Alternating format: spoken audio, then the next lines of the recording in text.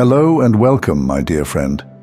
There's something I need you to know, and I won't wait until you're ready to hear it, because in a deeper way, you already are. God is proud of you. Not because you followed the rules perfectly, not because you stayed calm when you were supposed to scream, not even because you kept faith when everything tried to bury it. God is proud of you because you kept becoming, even when everything around you told you it would be easier to just stop. And maybe you didn't always hear that in the past. Maybe nobody said it to you when you were younger, when you did the right thing with shaking hands, when you gave away your last bit of strength and still didn't receive what you needed. Maybe no one noticed when you quietly chose love, in a moment when revenge would have made far more noise. But heaven did. That's the part you need to sit with today. Nothing good you've done has gone unseen. You've been walking with a spiritual integrity that doesn't beg for applause. You've been breaking cycles, clearing bloodlines, holding peace in places where anger was the only language. You've made healing decisions without any guarantee of reward. And every time you did, you built something eternal. You see, God isn't impressed by appearances. You don't win divine favor by performing your pain correctly. That's not what this is.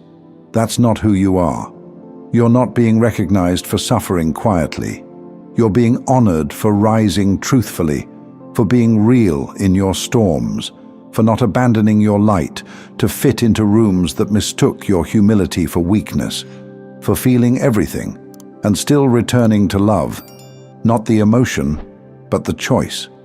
You have no idea how rare that is. There's a sacred kind of power in someone who can walk through fire without becoming what burned them. Someone who can see cruelty clearly and still choose not to pass it forward. That's the kind of strength no sermon can teach, no textbook can capture. And you, whether you realize it yet or not, are carrying that exact kind of power. You've taught God more about faith than most people ever will. Because your faith didn't come from comfort. It was carved out of the in-between, formed in the places where nothing made sense, and still, you didn't give up on the story. That's why the blessings coming to you now feel different. It's not just your time in some generic cosmic cycle. It's the moment when your truth finally starts to echo louder than your trials. You earned this season in silence, through late nights no one knew about, through self-restraint that looked like defeat to people who never understood your discipline, through decisions that made no sense on paper but aligned perfectly with your spirit. So now something shifts. The light you've been cultivating in private starts to ripple outward. The peace you used to fight for shows up with less resistance, and people begin to feel something around you that even they can't explain. That's not a coincidence. That's the fruit of a soul that didn't quit. And maybe you still feel unsure about it. Maybe you're still getting used to the idea that goodness is allowed to come to you without chaos as its price tag. Maybe joy still feels foreign, like a language you used to speak fluently but forgot after too many years of survival.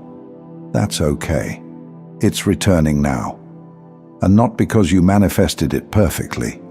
Not because you finally found the right words to say in prayer, but because even when you doubted yourself, God didn't. The divine knew exactly what it was doing when it put that spirit in your body, when it gave you eyes that see deeper, a heart that feels further, a voice that carries more weight than you know. You are what healing looks like in motion. You are what integrity looks like in a world that rewards performance. You are what it means to walk as a soul that remembers its source, even when the world forgets. And listen, it hasn't been easy. The most sacred transformations rarely are. There were nights when you didn't sleep, mornings when you didn't want to wake up and try again, moments where everything in you wanted to retaliate, but instead you released. And that version of you, that quiet warrior, That's the one heaven celebrates the loudest. Not the perfect you, not the polished you, but the honest you. The one who wrestled, the one who stayed, the one who surrendered without quitting. You don't need to earn a seat at the divine table anymore. You've already built it, with your resilience, with your love, with your choice to keep walking when you had every reason to sit down. And now, that seat is being prepared, because the God who watched you through every battle is now placing honor in your hands. And it's not a favor, it's a response. So here you are now, standing at the edge of a life that finally recognizes you. And maybe it feels strange. Maybe you're not used to this kind of ease, to doors opening without a fight, to people seeing your value without you having to first prove your pain. But let me say it clearly, it's your turn now. Not just for peace, but for joy. Not just for survival, but for expansion. Because there's a difference between getting by and being blessed. And for too long, you've known how to endure. But now you're about to remember how to receive. That kind of shift doesn't happen just because time passes. It happens when alignment catches up with identity, when your soul is no longer playing small just to avoid drawing too much attention. And make no mistake, your presence is powerful. You're not just a light in someone's darkness. You're the proof that a soul can be both soft and unbreakable, that someone can lose everything and still choose to build again without bitterness. You carry the kind of grace that makes people question their masks, the kind of truth that doesn't need to scream to be heard. And now the universe is answering you back, not just in signs and whispers, but in real, tangible shifts. Opportunities that find you without effort, relationships that don't exhaust you just to feel seen.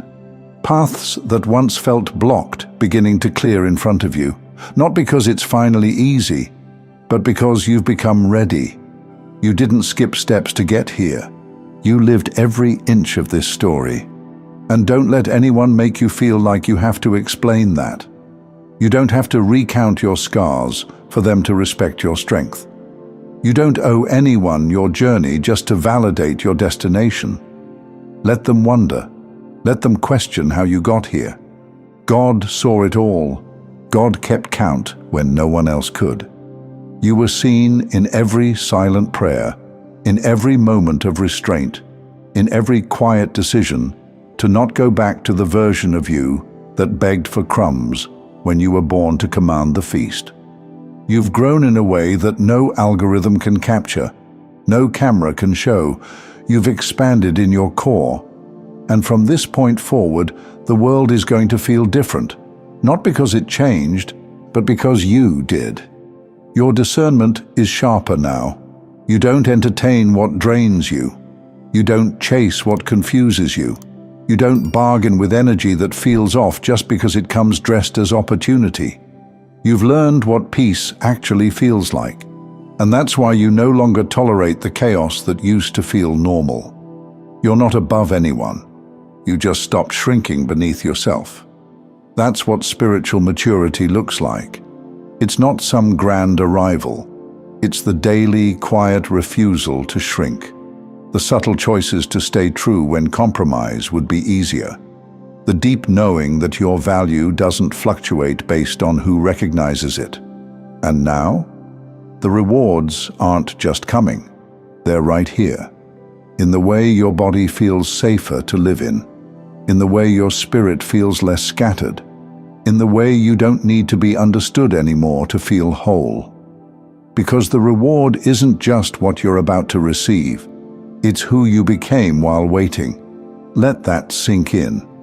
This isn't just a new chapter, it's a different book. The rules are not the same. The version of you who needed everyone's approval doesn't run this story anymore.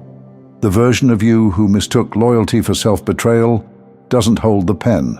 You do. And the hand that holds that pen was kissed by God before it ever knew what power it carried.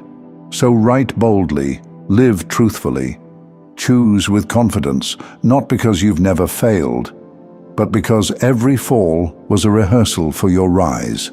Every decision, every heartbreak, every lonely moment, every time you started again, even when you were still bleeding from the last ending, it was all counted, it was all held, it was all holy. Because God is proud of you, for persisting, for presence, not because you were fearless, but because you moved anyway. The divine is watching, and heaven is already applauding. You've earned more than just survival. You've earned honor, and it's here now. Thank you so much for taking this journey with me. If you found value in this message, please like the video and share it with others who might benefit. Don't forget to subscribe and continue your amazing journey by watching one of the videos showing on your screen that resonates with you the most. See you there.